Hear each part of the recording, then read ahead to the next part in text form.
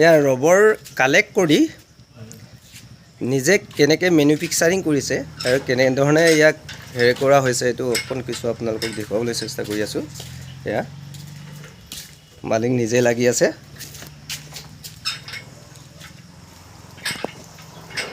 এইটো মেচিন, কোনো তেলৰ প্ৰয়োজন নাই, হাতেৰে চব মেনুৱেলি হয়, মেচিনেৰেও হয়, মটৰ হয়।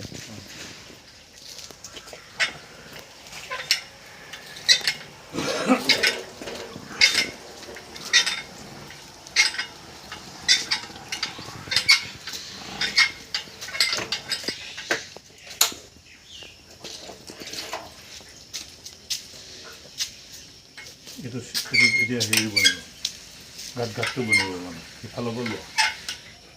এইটো কি বুলি কয় বস্তুটো, যেতিয়া কোন এই বস্তুটো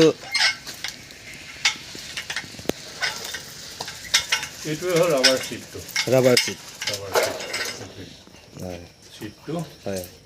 প্ৰথম কালেক্ট কৰাৰ পৰা আপুনি ক'ত কেনেকৈ হেৰি কৰে আপোনাৰ? প্ৰথম বাল্টিত আমি কালেক্ট কৰি আনিলোঁ। হয়, আনি সেই প্লেটটা দেখাই দিওঁ। চাওঁ।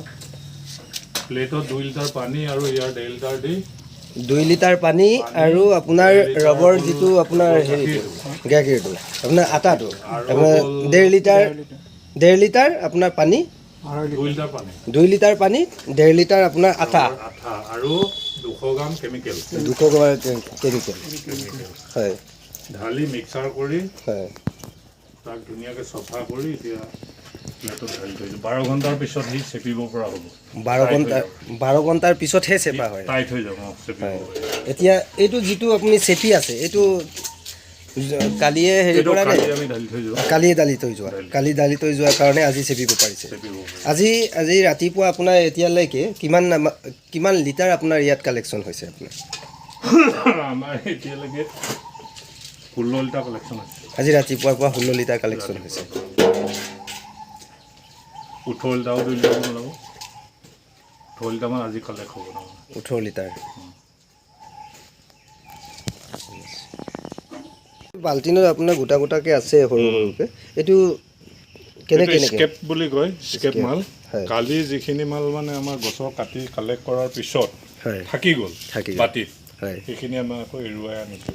কাটিবৰ সময়ত ইয়াক এৰুৱাই ল'ব লাগে যে। হয়। এই স্কেপ মালটো কেনেকৈ আপোনাৰ আকৌ এইটো একো কৰিব নালাগে, এইটো অলপ ৰ'দত শুকাই দিলেই কেজি হিচাপত ইয়াত বিক্ৰী হয়। কেজি হিচাপত ইয়াক একো এতিয়ালৈকে আপোনাৰ কিমান দিন ইয়াত উৎপাদন, কিমান দিনৰ পৰা? ইয়াত মোৰ প্ৰায় 15 দিনমান উৎপাদন হৈছে। 15 দিনত মিনিমাম আপোনাৰ ইয়াত কিমান হেৰি? মিনিমাম 1 কুইণ্টেলমান আহিলে। 1 কুইণ্টেল আহিলে।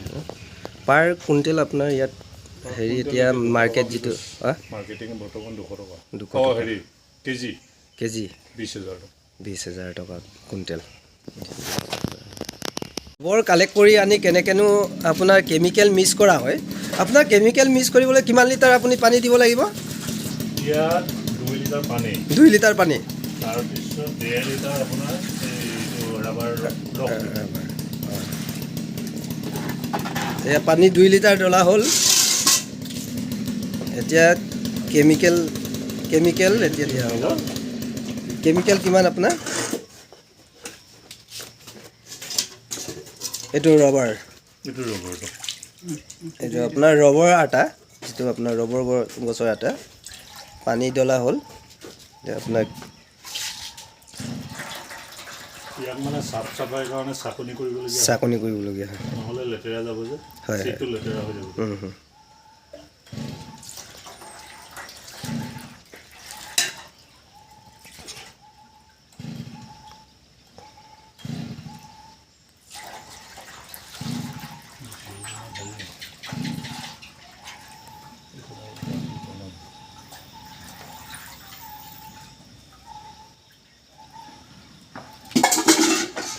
কেমিকেল তাত কিমান গ্ৰাম দিয়া হ'ব আপোনাৰ? কেমিকেল এতিয়া 200 গ্ৰাম। 200 গ্ৰাম। এইটো হ'ল এটা এচিড। পানীৰ লগত ইয়াক মিক্সাৰ কৰা হৈছে। পানীৰ লগত মিক্সাৰ কৰা হৈছে নে? তাৰমানে 1 লিটাৰ পানীৰ লগত 10 ml 10 ml এচিড প্ৰয়োজন হয়। 10 ml হয়।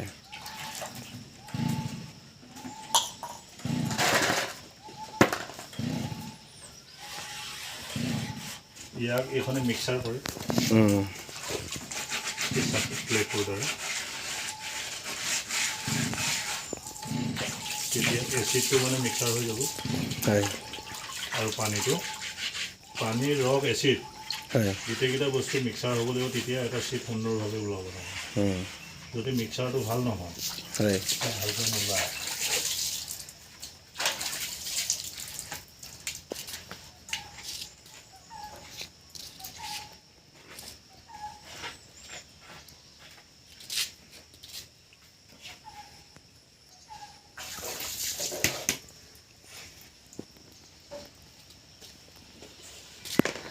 ইয়াত মানে বেছি খাটনি নাই হয় এই খেতিটোত অকল মৰ্ণিং 2 ঘণ্টা কাম কৰিলে গোটেই দিনটো আপুনি অন্য কাম কৰিব পাৰে প্ৰথম কথা হ'ল ইয়াৰ মাটিটো প্ৰয়োজন হ'ব বাম মাটি অকণমান বাম মাটি যদি হয় অন্ততঃ বহুত খেতি নকৰিলেও ইয়াৰ যদি 100 জোপা গছ তেওঁলোকে প্ৰডাকশ্যনৰ কাৰণে উপযুক্ত কৰি তুলিব পাৰে আমাৰ অফিচাৰসকলে বা ৰাবাৰ বোৰ্ডৰ যিসকলে আমাক ট্ৰেইনিং দিয়া বা যিসকলে আহি ইয়াত আমাক পৰামৰ্শ দিছে তেওঁলোকে আপুনি মাত্ৰ 100 জোপা গছ প্ৰডাকশ্যনৰ উপযুক্ত কৰি লওক তাৰপিছত এটা পৰিয়াল সুন্দৰভাৱে চলিব পৰা ব্যৱস্থা হ'ব একো চিন্তা কৰিবলগীয়া নাই যদি আমাৰ ডেকা চাম তেনেধৰণে তেওঁলোকৰ নিজা যদি অলপ বাম মাটি আছে অকণমান হ'লে বহুত নোৱাৰিলেও অন্ততঃ 2 বিঘা মাটি কোনোবাই 1.5 বিঘা মাটি এনেধৰণে আৰম্ভ কৰক এই খেতিৰ পৰা অন্ততঃ 5-6 বছৰ তেওঁলোকে টাইম ল'ব লাগিব তাৰপিছত তেওঁলোকে এটা পৰিয়াল সুন্দৰভাৱে চলিব পৰা ব্যৱস্থা হ'ব বুলি মোৰ